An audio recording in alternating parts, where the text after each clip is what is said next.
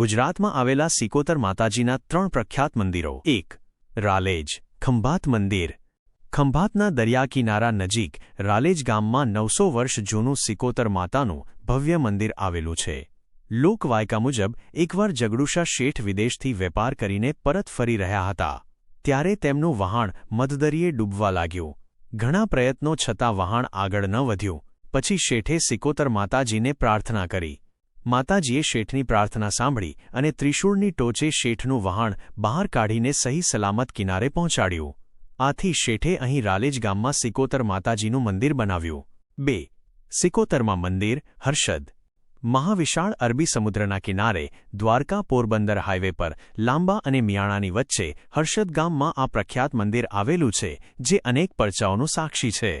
દરિયામાં ડૂબતા વહાણને બચાવવા માટે માતા ભગવતી સિકોતર અહીં બિરાજે છે, જેથી તેમને વહાણવટી સિકોતર પણ કહેવામાં આવે છે. 3. સિકોતર ધામ વાવ બનાસકાંઠા જિલ્લાના વાવ ગામે આ ભવ્ય મંદિર આવેલું છે. આ મંદિરનો ઇતિહાસ 500 વર્ષ જૂનો માનવામાં આવે છે. અહીં હાલ ભવ્ય મંદિર બનાવવામાં આવ્યું છે. આ મંદિરની એક વિશેષતા છે કે અહીં 24 કલાક અન્નક્ષેત્ર ચાલે છે અને યાત્રાળુઓને રાત્રિ રોકાણ માટેની પણ સુવિધા ઉપલબ્ધ છે.